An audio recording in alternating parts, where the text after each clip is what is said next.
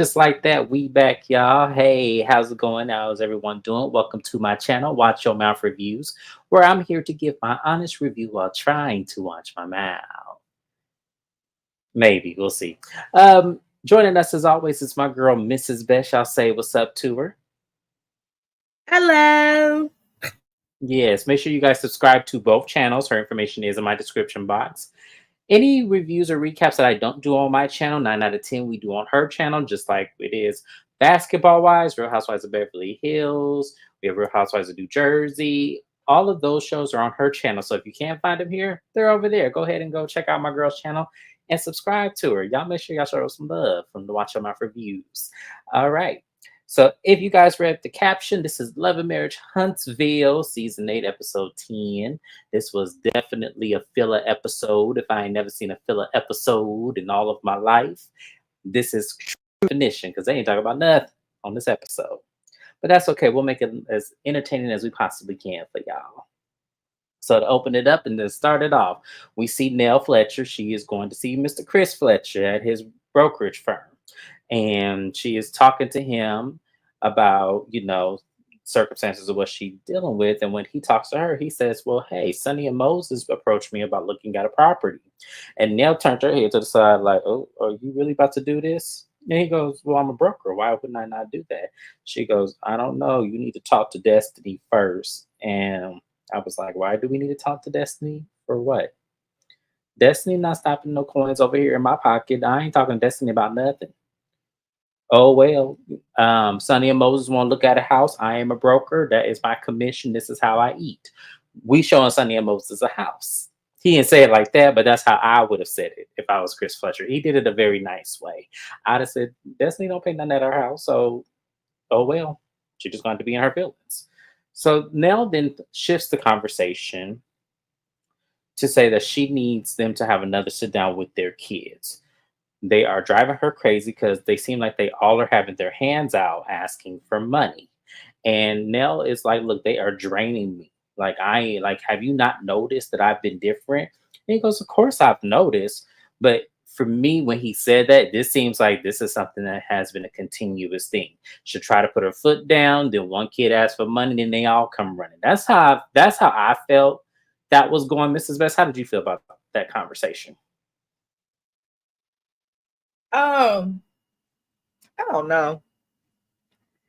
Ain't no way in hell I'm gonna be stressed out and my pockets is impacted by a bunch of able-bodied adults. Okay, that's it. And I'm looking. Well, I can't wait till we get to the scene with the kids. Me I'm just too. I like, can't wait. I'm gonna read them for Phil.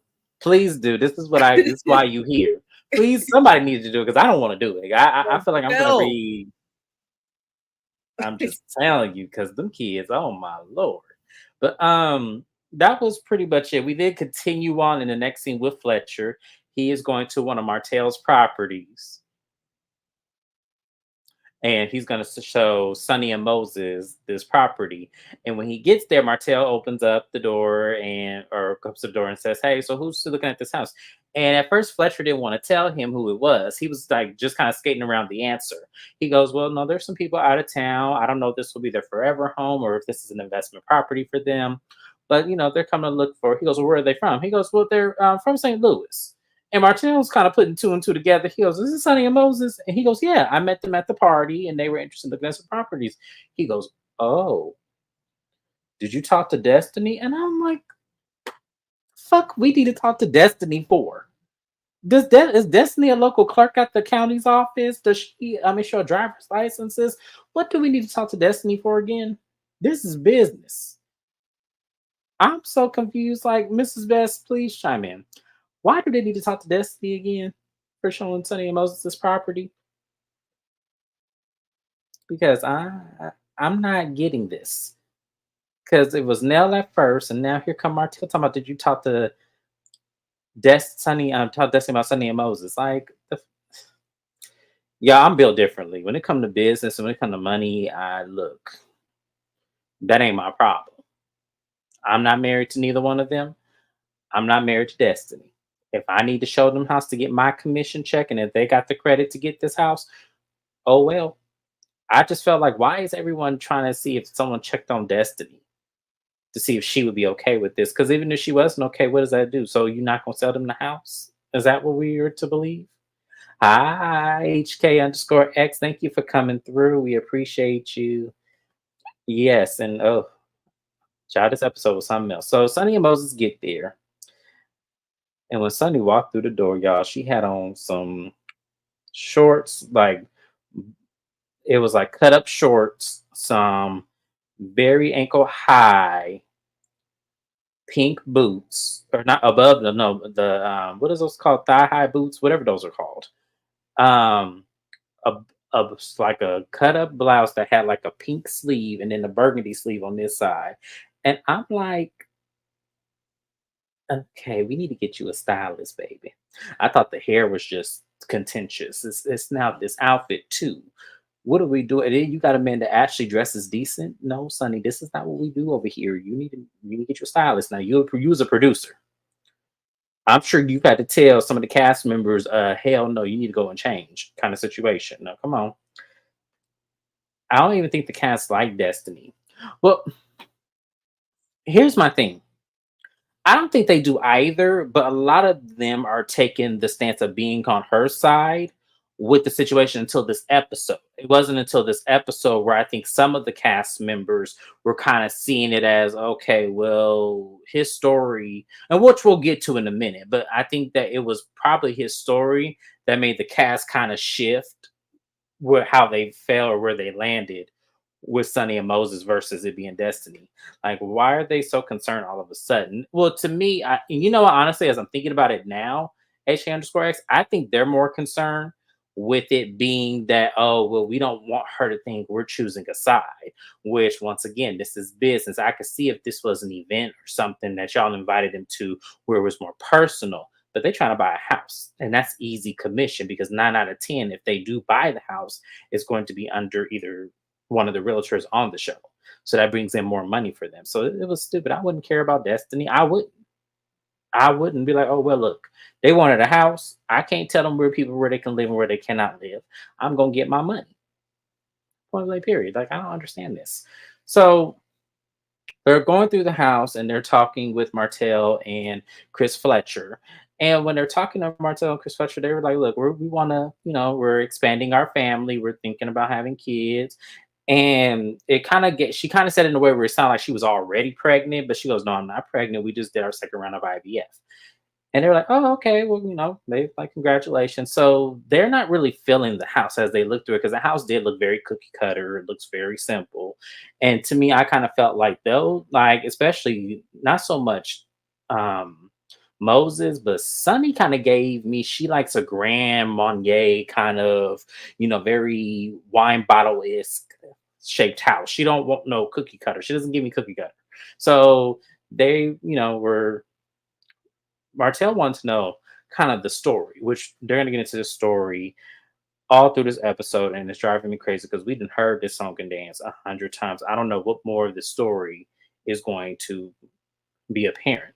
But they talk about how, they got together and they were talking about it wasn't no slight to Destiny. Like when they met, it was kind of like a love at first sight situation where they saw all the potentials of what they wanted in somebody in each other and they just got together. They didn't mean to hurt Destiny. Sunny says she has no heart, no ill will or no hate towards Destiny.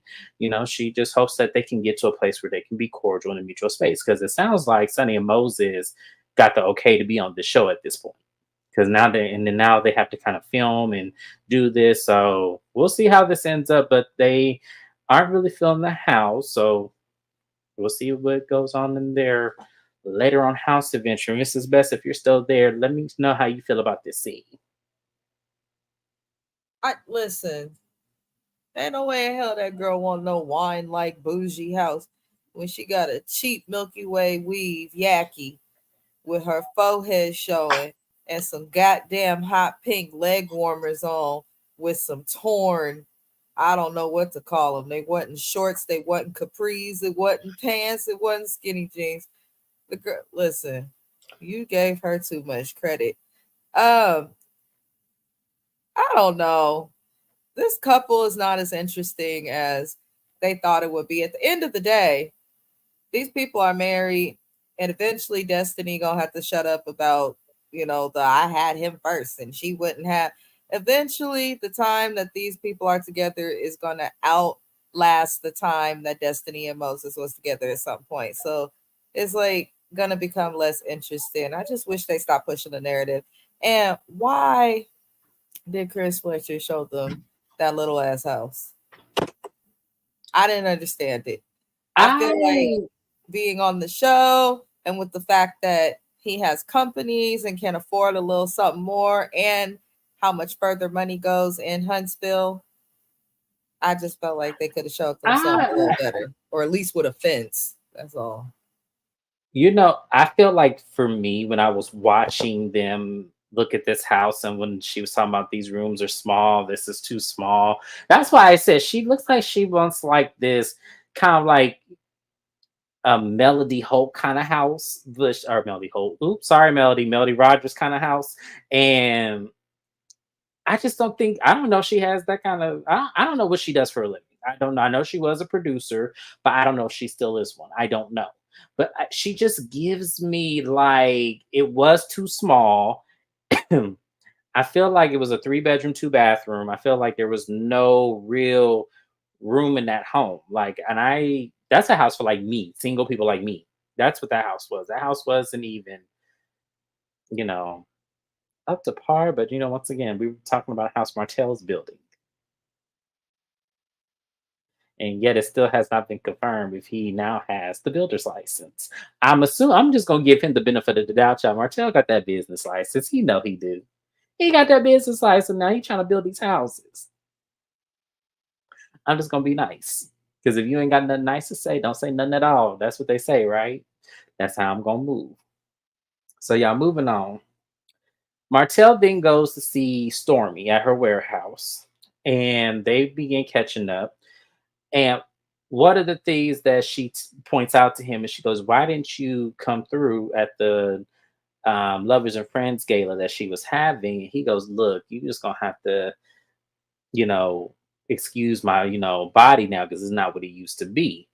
And I'm looking at Martell like, your body don't look that much different. But okay, whatever. So she was like, okay, well, what was the situation with you and Trish? Like, that was weird as hell at my house. And then they do a flashback of how it started, which we did not need to see that. So Martell pretty much tells her, well, I knew her, but she, because she used to come through the house a couple times. And we're like, huh? Wait, hold up. Hold up. Now she done dropped by the house a couple of times. And Stormy was looking like, well, what happened? He goes, nothing. We was just chilling. And I'm just like, Carlos. Carlos, cut. Carlos, cut the shit. I'm sick of this. Like HK underscore X says right here. I wish they had just asked Martellus about the timeline already, or just go ahead and expose it or move the story along. Please. Because this does not make any sense. Either they slept together or they didn't. Either he cheated on her with Melody or he didn't. Because that's what it's given. It's given like something did happen. It happened in between Coleslaw with all her little dolphin teeth. Shout out to Bondi Blue. Or it happened like something happened. Like like that's what y'all are trying to put out there. And I think y'all are lying on this lady. I don't put it past her, but I don't think it's I true. I don't don't. think I don't think that they're lying on her. I do think that Martell is dragging it and trying to make people like care by omitting information, but it's dragged on so long. Our attention spans aren't that long. We don't care. We can barely tolerate you on the show, let alone some more BS having to do with you, sir. So I personally, though, with Trisha's relationship and what we learned, I wouldn't be surprised if she slept with a few people through her marriage while she was mad at her boo, or something like that. I don't put it past either of them because personally, Martell ain't shit. But in my opinion, I don't think Trisha's shit either. I know, girl. I can't wait till next week's episode. Oh, y'all don't understand. I cannot wait for next week's episode. But yeah, it's just like I wish they would just cut this out. Like, we don't care anymore at this point whether if you did it or you didn't do it. It's redundant because it doesn't change anything. So I don't understand what we're talking about here. Either just admit the shit or don't. So as we move on, he somehow in the conversation it brings up about Melody not being at the Lovers and Friends gala. And Stormy said, I met up with her. I extended the invitation. She asked if you were coming. I told her yes. So she said she would not be there. And she goes, I think it's weird that y'all can't even be in a room with each other. And Martell's like, no, we were at my child's spelling bee. She was not that far from me. We were sitting in the same room. So she can be around me. I'm looking at Martell like, that's different. Of course you should be at your She ain't kids. around him more than she has to be. Oh, thank you, HK, because even with Chris Belcher at the beginning of the episode, he somehow found a way to bring up Melody. And this man, like, y'all got to understand, I'm new to this show. I'm here for James. So I'm seeing all the stuff people saying about Martell, and I try to give him the benefit of the doubt because I'm new to the show. Then I watch it, I'm like, oh, dang, somebody could be talking about themselves in their own situation, and somehow he'll bring up Melody's name. It's almost like something wrong with him. It just seems to be an unhealthy obsession there. It is. It's like what it is that life is challenging because life was so much easier with Melody in it. Now that Melody's not in it and you actually have to fend for yourself, it's a lot harder because Melody got everything organized. So, and yes, that's another point to bring up. And people wonder why she says she needs security because, yes, he is so obsessed with wanting to be in the room with her. And it's like, if you don't just When move he on with talks your about life. her, he behaves like the people at my job. I'm being serious, James. Girl, I'm look, I'm not working about to a do it. mental health recovery center with people who are schizoaffective on the spectrum and have personality disorders. And Bartell reminds me of them. They're nice people. They just are mentally ill. Maybe that's what's wrong with them. Mhm. So HK underscore, I don't know how to say this without sounding vulgar. So I'm just gonna go ahead and say it, and I'm gonna put allegedly, allegedly for any lawyers out there that want to challenge me. Allegedly, I feel like it's because Carlos want to fuck him. Allegedly, because I can't prove it otherwise. I'm just gonna go ahead and say it. Oh Lord. I think Hmm. he got issues. He do Like got mental issues. health issues don't Mental. always mean that someone's just like this, oh, woe is me, vulnerable person. Some of the most evil people in the world is messed up in the head mentally. And he gives that. He gives He DID, does. He he gives gives me. narcissist, he gives Mhm. sociopath. Like that's what No, he I gives mean. me he's angry at women. I don't know what happened in this guy's childhood. Like I can't really place it because he gives me. I told y'all when I first started the show, Martell gives me like somebody who's been touched on as a little boy. He reminds me of somebody like that, and I'm saying allegedly because I'm not gonna put that out there on that man. But like for me, Martell gives me someone that's been touched on. And kids that get touched on, a lot of times when they become adults, they act out, they become violent, they become, narcissists, they become, and it's all about me because they're punishing the world for what happened to them, the violation that happens to them. And instead of dealing with it and being honest about it, if that's really what happened, I don't know. He just reminds me of somebody like that. Like I knew we and Mrs. Beth both know a person who acted like that because we later found out through later on lives that that kid was violated as a young kid, and that's why he was always fighting, that's why he was always doing stuff. And I was like, dang, okay, it makes sense. That's not a way to be, and that's not a life to live because that's not fair to the people who you invite in your life to think you're a safe space. So that's why I said he operates like that. I'm not saying that's his life. I'm not saying that's what happened to him because I don't know. And I'm saying allegedly because I don't know what happened. He just moves and operates like someone who has had that happen to them. So I just feel like for me that, and then when you put it in context of Melody, and as I said, y'all, he says this out of his own mouth. I don't understand why people are not putting this in context. You're not satisfying me. You're not doing things. It's all about him. And what that says is that whatever happened to you, you're mad at what the situation is and she can't fix it. That's why there's so much anger. That's why he feels like he's justified in what he did. So Martell has my opinion. Behavior has my opinion, but sometimes I wonder if he's chemically imbalanced, or sometimes I wonder if he believes he's innocent. No, he believes he's innocent. He I think does. it's a little bit of both because someone who is chemically imbalanced would be made to feel like they themselves are Yeah. innocent. So that's why I say he reminds me of the people at my job a little bit, but he's just a weird character. But I do think you're getting him in way too many scenes, and they're not even scenes where it seems genuine. It seems like the show was like, let's just throw him here. Let's make him meet with Stormy. Let's make him meet with this person. Like, it Hmm. doesn't even seem genuine with where they're putting him anymore. And you could tell that nobody on the cast takes him serious, from the scenes to where he's with the other couples or scenes where he's hanging with strictly the men. Like, he's always the butt of a joke. No one even takes dude seriously anymore. So like, why is he here? Why is he Hmm. here? It would be good to me because I don't feel like he'll be honest. And I'm saying this because a lot of people, when they do therapy, they're not honest.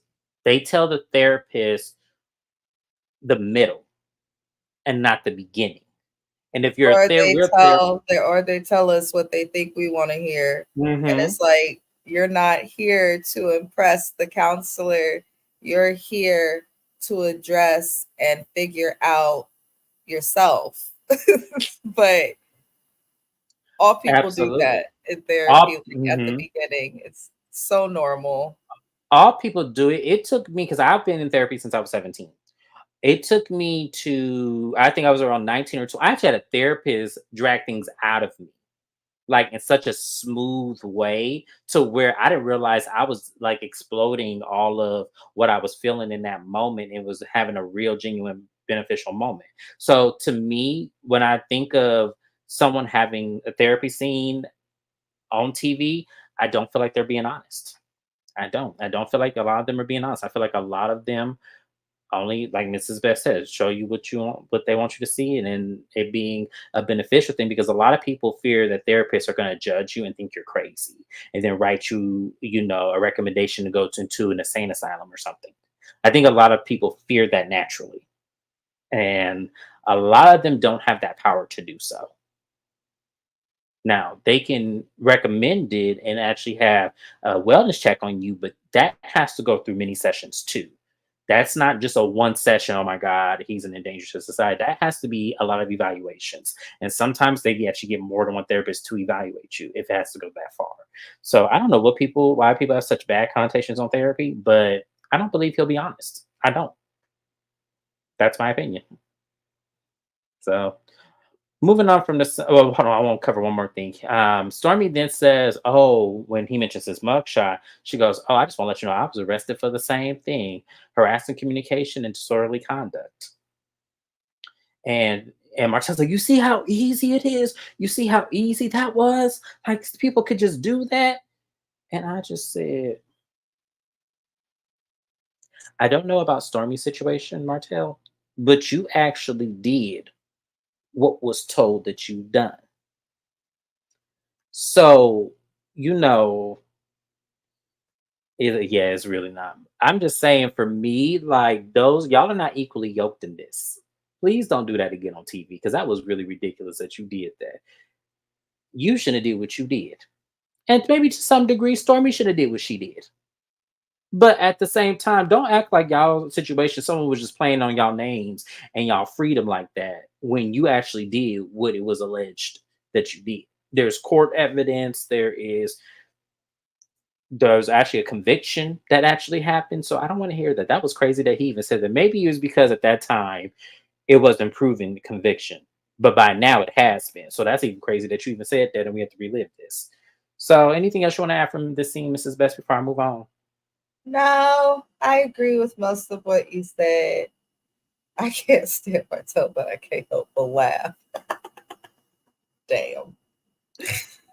That's what I feel too. I don't want to lay it on her doorstep because she's entitled to feel how she feel. But at the same time, I'm like, you try Stormy, come on. Like, come on.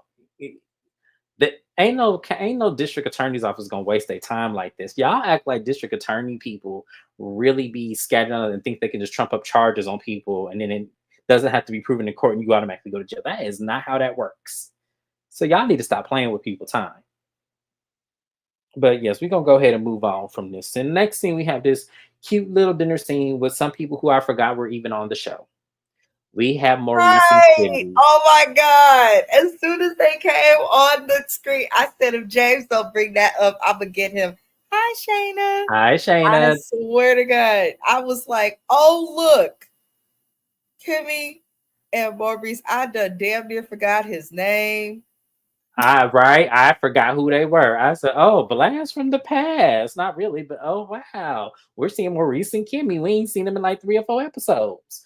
So, but y'all, this is my girl Shayna underscore MCD. Y'all go ahead, like the video as she said, but go ahead and take a peek onto her channel because she also covers shows like this.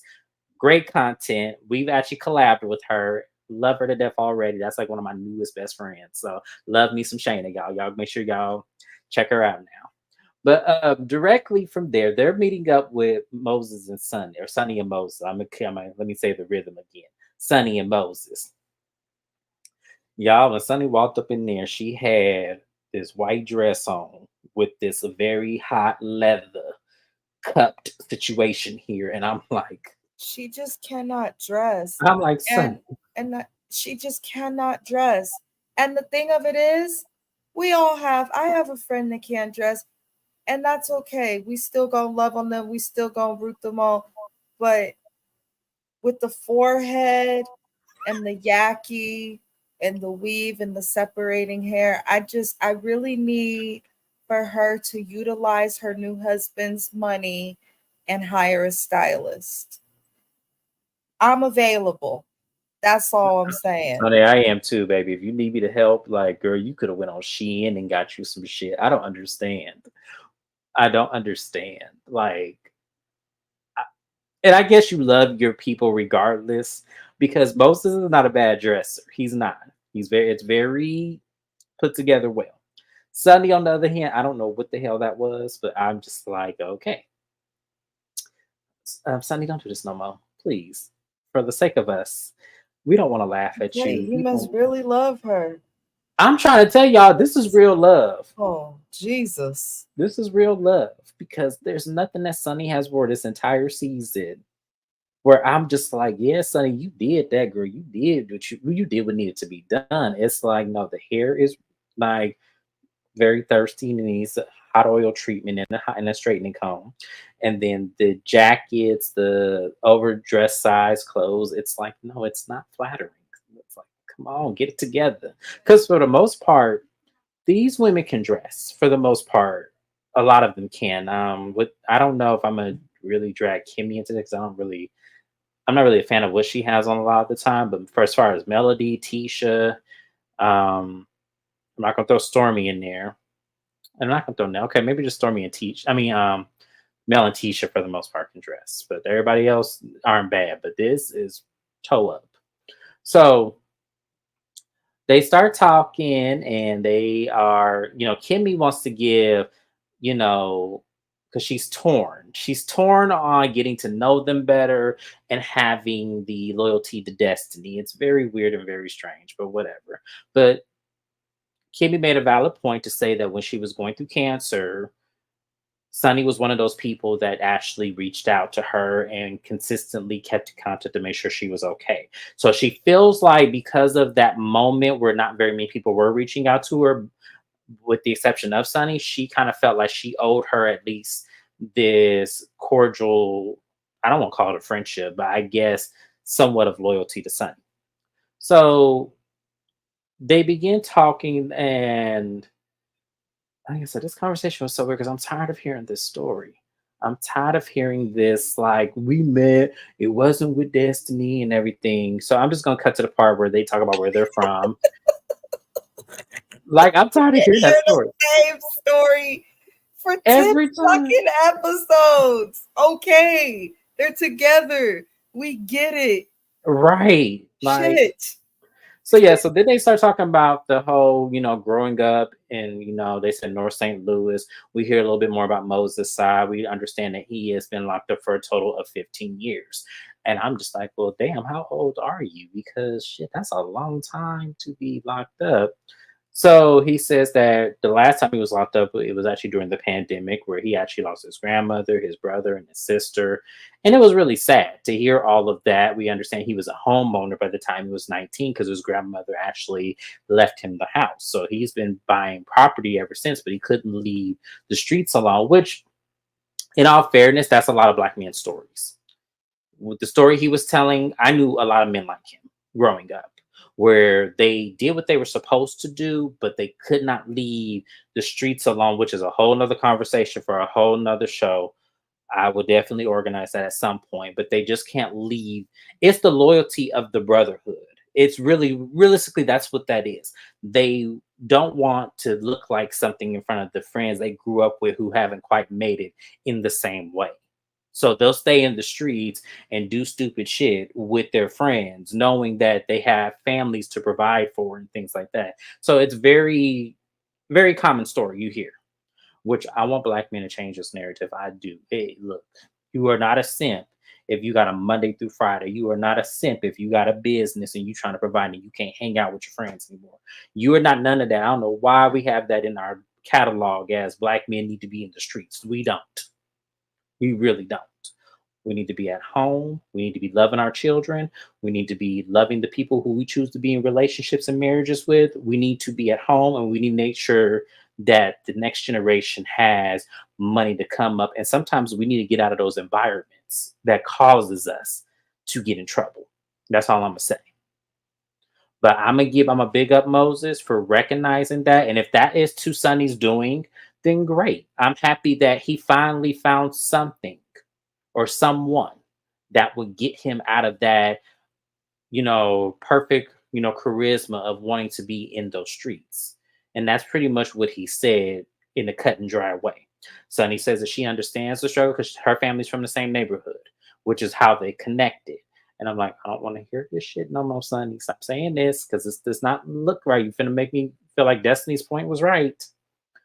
And so when Maurice and Kimmy hear this, they're like, oh, Maurice in this confession, I have a better understanding of this man because, that's why it doesn't seem weird because him and Destiny were together last year. Now him and Sonny is married. I understand that it's a time thing. Realistically, he lost a lot of his life and he feels like he needs to make up for that. We're like, duh, where the fuck you been? We all know what the hell that's what that is. Like to me, Maurice, you weren't doing anything or giving no due justice to this man. As black people, we all understand this shit. That's exactly what it is. We know. I wasn't gonna say that, but it is. Mrs. Best, how did you feel about that situation? Listen, I get it. Everybody from the hood. Shit. Me too. Next. Like, I respect all the stories of adversity and all of that, but I'm pretty much HK. What HK said, I'm gonna leave it there. I'm tired of couples explaining shit. At one point, I remember people want to be my husband to explain why we was together, why we felt the need to get married. When I tell you, me and Mr. Best are so good at ignoring everybody, we ain't explaining shit to nobody. So it's very weird that they continue to do that. But Kevin and Maurice, wow, they're alive. They're still kicking. It still is Why are irritating they as on ever. this show? Yeah.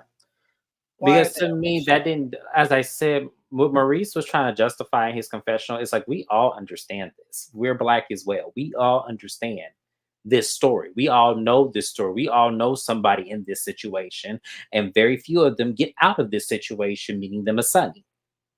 It happens, absolutely. It happens a lot. So you weren't really saying anything of anything that we did not know. Like if Sunny was going to explain herself to anyone, it should have been Destiny, not the other couples. That's how you Oh, know she doing this to make herself relevant on the show because that's exactly how it should be. You'd explain yourself to Destiny away from the group and nip it in the bud there and let Destiny explain it to the other ladies. But instead, she keeps explaining it in different ways to different people. No, it's the same way. It's just in different structures. She's telling the same story. That's why we're annoyed with it. Now, I would agree with you if Destiny were different. If Destiny were different, I would agree with you. The reason why I don't agree with this is because no matter how Sunny explains it, Destiny is still going to be angry. No matter how it was, because at the end of the day, this man gave to Sunny what he wouldn't give to Destiny. And for that, she will always be angry about that. So that's why I feel like Sunny explaining herself to Destiny is not going to do anything or change anything or even be worth mentioning because Destiny's still going to operate in this scene where she's going to try to find some justification of this being wrong when we all know that it's wrong. We don't need justification of it being wrong. We already can see the situation for what it is. So that's why I don't feel like she needs to explain herself to Destiny. I feel like she needs to let Destiny go. If she can coexist with her being in a room, fine. If Destiny can coexist with Sunny being in a room, then fine. But it's very clear and very evident, at least in this episode, that they're going to make Sunny and Moses full-time cast members next season. I can already see it. So, proving that to anything, if anything, I feel like they coming for Destiny's fluke or whatever it is that they don't hold nothing on this. They gonna take Destiny's spot in the show. Watch what I tell y'all. Watch what I tell y'all. That's gonna be some fucked up shit, but I just see it happening. I just do because to be honest, they really don't need Destiny if Sonny and Moses joins the show. They don't need her anymore after this. And it's not like they don't get along with the other couples. The only person they don't get along with in this moment is Letitia. That's the only person that Sunny has kind of bumped her stance with, And and maybe Letitia Nell. got problems with every damn body. I don't think he will either. I'm with you with this H. Candy Square. I am with you on this one. I think that he brought Destiny back. Destiny did exactly what she did to her first couple of seasons, which is kind of tuck shit away. And the shit is because to me, there's no way Sunny would have came on this show and I wouldn't have gotten the best of her. And she's not entertaining at all. To I me, mean, she's when you still take away her discussing Sunny and Moses and her feelings on that, they haven't showed anything with her.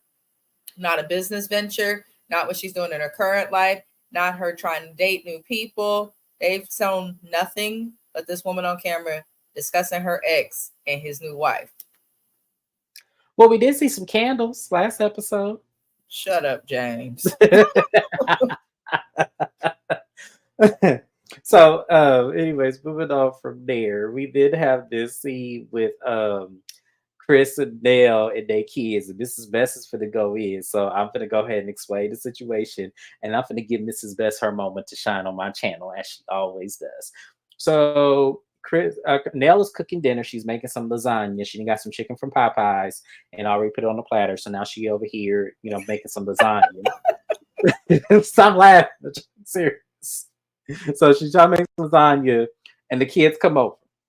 And as she's talking to the kids, she's very distraught, like already, like all for rip. So you could tell something is going on with her, with Miss Nail. So she told the kids, look, I can't do this anymore. I cannot be the crutch for y'all anymore. So if it ain't pertaining to my grandchildren, well, she was talking to her son, Lance. If it ain't pertaining to her grandchildren, don't call her unless it's an emergency. And she mean what she say. And as soon as she said that she's only gonna be there for the grandchildren, not Lexi, that was the stepdaughter. What is Kiki? Sorry, all these damn names. Kiki starts crying and she goes, "That's not." She a tad bit dramatic to me. Absolutely Zimbalist. She definitely is. Nell do too much on this show. Like, I'm sorry. Way too much. I'm sorry. She do way too much. She ain't had to do all of that. But we got a scene, so we gonna work it out, y'all. Kiki was like, I don't have anybody like my parents. Like, y'all were my parents. And I feel like y'all always exclude me when it comes to the situation. Now, I felt her, I did, but I'm kind of like, I wouldn't have took it as she was talking to me because I'm not her child. I'm not her child. So I would have, that's just me. I don't know. Maybe I'm just built differently. When she was saying all that, when she was feeling all them dramatics and stuff, I would have thought she was talking to the three of them other ones and she wasn't talking to me. But Kiki felt how she felt. Nell and Chris Fletcher explained that, her parents are alive and well. They just have a very strained relationship. And I'm kind of curious to know why. Not really, but am. And and that was kind of the episode. But I'm gonna give Mrs. Best her time to shine on this episode because I'm gonna get to the point where they gonna arrange a therapy session, but I want Mrs. Best to chime in. Okay, I listen. I'm a daddy's girl. I've had to struggle and all of that. I just feel like all of these kids are able-bodied adults.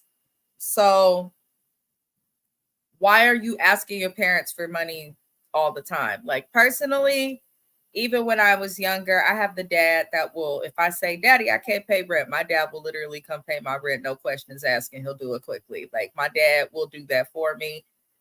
But I would never ask him to do that or take advantage of my dad. And that was me at 18, 25, and 32. Like, I love my dad and I appreciate the fact that he would be willing to give me money, that I'm truly not going to ask anyone in my family who would give me money for money unless I truly needed it and was like about to be on the streets or something. Like, so I'm looking at all these kids and I'm kind of like, why are y'all constantly asking for money when you supposedly got jobs and got stuff going on? If you could get hired as a supervisor, that means you got work experience. So that means you've been working. So why y'all got to ask for money when you're living in a house and not having to pay rent and getting discounts on things, and you just stressing them out to need so much money? That's crazy. And then to the little girl that was crying, I need to know more about why she's estranged from her parents, because she was way too emotional. She I was way mean, too emotional. I'm not saying and I'm trying to be like heartless or anything, but she was just a little bit too emotional. They did say none of them had an influence, but on her. But I was just looking like, like you said, Zimbliss, they did create that monster. Like those boundaries absolutely should have been set a long time ago. no, it's given. Nell drained all of her savings trying to get these kids out of the holes they probably crawled into, and now she's stressed out because she has to rebuild that all again, and she can't keep doing that if these kids keep asking her, $20 for gas, pick up the baby, pay baby daycare and stuff like that. It's given. She don't know how to say no. And now that she is pushed to all the extremes and limits, now she wants to say no. When you should have set that boundary a long time ago. So it's very clear. It was very clear to me the problem of what's going on. It's problem is she don't know how to say no. And now that your kids are becoming now a burden on you and they grown as hell, now you want to act all crazy and stuff. And it's like, no. It's like you should have cut that off in the beginning. So we then move forward with, Chris Fletcher saying we're going to have a family therapy session. And how do y'all feel about me calling Dr. Francis? Which I cannot wait because if y'all do not know nothing about me, I've not said it publicly on my channel, but I love Dr. Francis. I do. Dr. Francis call it like it is. He don't sugarcoat. He don't do none of that. He says exactly what it is. I've had therapists like him before. Loved them. Couldn't afford them anymore because they're expensive as hell. But loved therapists like Dr. Francis. Like, I wish they put a doctor. I don't, because then I'm gonna get angry, then go to hell off on this channel, and I don't need to do that. Are they include Lexi in this family therapy? Probably not. Probably not, because I didn't see her, so probably not. She needs to be there, absolutely so. She needs to be there because I need her to explain why she felt the need to talk about some shit that had happened 30 years ago. The Oh. funny thing about family therapy, Mm-hmm. the people who need to be there, they never show They up. never show up. No. They never show up. It Mm-hmm. drives me insane. Right. We work with clients Absolutely. at my job and they get prepared for like their little family sessions that we do with the one person they be hoping to show up never shows up. I said through and through. For Why real. is that? Now let me get Miss Nell together real quick because Miss Nell says that she don't need to be there. And I'm like, Miss Nell, this entire episode you have been distraught over a situation that you could very much so handle. that you apparently have lost control of. Your ass, out of anybody sitting there, need to be there. If not for anything else, to be able to tell your children, hell, fuck no, figure it out. So I don't want to hear you don't need to be there. And the problem with Miss Nail is what a lot of people in her generation have. She They don't lacks like to be wrong, and accountability. she lacks accountability. Exactly. Exactly. That's why she don't want to be there, because she know Dr. Francis is going to hold you accountable. And as HK said, you created these. Oh no, it was Zen Bliss. Sorry, yeah, Zen Bliss. As Zen Bliss said, you created these monsters. So now that they're attacking, now you want to scale back and act like, you know. I wonder if Chris is being held hostage. Which Fletcher? No, no, he ain't being held hostage, baby. Fletcher like women like that. That's why the situation happened like it He's did. totally fine with the dynamic, and that is part Absolutely. of the problem. And I guarantee you that doctor go bring that up.